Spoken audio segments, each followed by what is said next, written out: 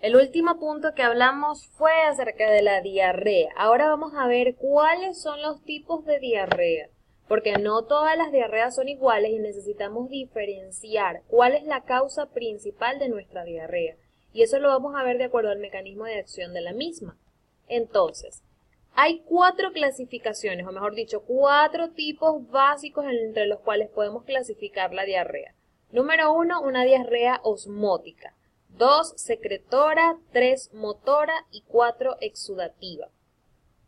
Básicamente, cada una de ellas tiene un mecanismo fisiopatológico existente. Por ejemplo, cuando la diarrea es osmótica, generalmente ocurre porque el paciente ha ingerido algún tipo de sustancia, alimento que es osmóticamente activo. Y si él es osmóticamente activo, él donde esté va a atraer el agua. ¿Y qué es lo que va a suceder? Por ejemplo, acá está. Imagínense que yo me tomé una cucharada de un laxante o de magnesio y ellos son osmóticamente activos. Entonces, por lo tanto, va a haber una secreción de agua que va a ser absorbida por esta sustancia o que se va a mezclar con ella y va a salir a través de las heces. Y por lo tanto, al esta sustancia ocasionar que se secrete una mayor cantidad de agua, va a provocar pues que las heces sean un poco más líquidas, en este caso ocasionando la diarrea. Ahora, en segundo caso, entonces ya vimos que la diarrea osmótica es causada principalmente por laxantes. Si le preguntan una causa, hablen de laxantes.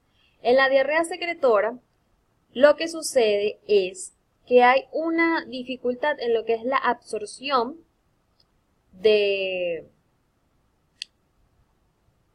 agua, o en este caso lo que ocurre es una hipersecreción, como su nombre lo dice. Entonces, o estoy secretando mucho o no estoy absorbiendo la cantidad de agua que necesito absorber.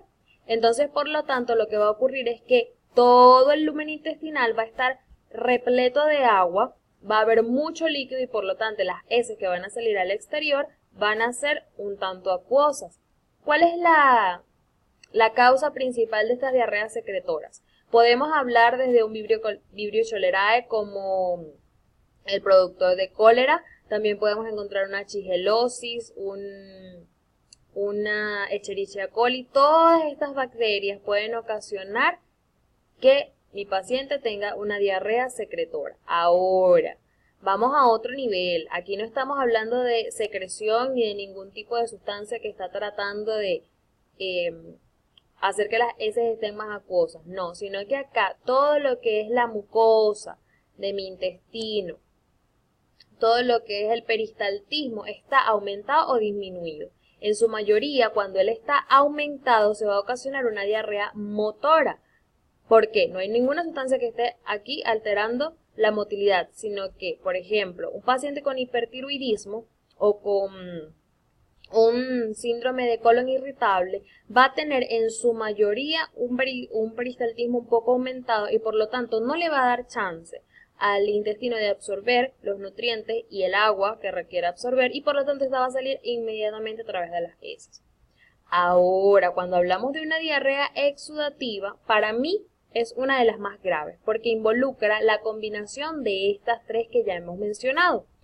Entonces, ¿qué voy a tener? Voy a tener afecciones motoras, voy a tener afecciones secretoras y osmóticas. Entonces va a haber una hipersecreción, puede haber una hipercontractilidad del músculo, en este caso intestinal, y ¿qué es lo que va a suceder? Que inclusive puedo tener sangre en mis heces. Y característico de la diarrea exudativa es una infección por entamoeba histolítica, la común amibiasis que todos conocemos, y la otra es la enfermedad de Crohn. Esta enfermedad es básicamente una que produce inflamación a nivel de lo que es el intestino más distal. En este caso estaríamos hablando del ilion, lo que es el colon y también el ano. Entonces, la irritación de esta parte final ya del tracto digestivo es lo que me va a ocasionar esta diarrea. Entonces, así sabemos ya cuál es la clasificación. Si le preguntan las causas, ya saben. Si es osmótica, por laxante. Si es secretora, por causas bacterianas. Por ejemplo, cólera, que el paciente tenga cólera o que el paciente tenga una Escherichia coli por allí rondando. Si es motora, puede ser por un hipertiroidismo. Y si es exudativa, ya les dije, una amibiasis donde vaya.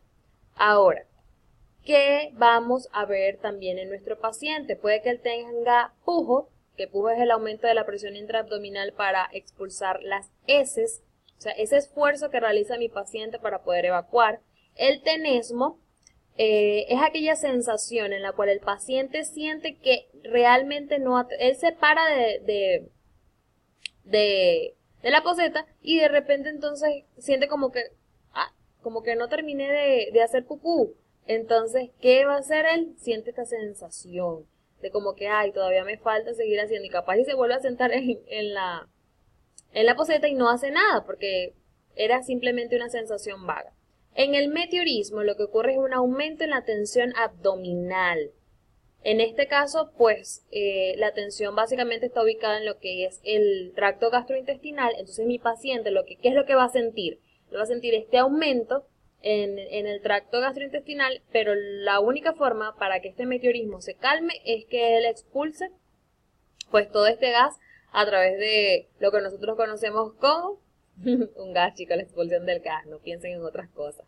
Ahora, en el estreñimiento, ¿qué es lo que sucede acá?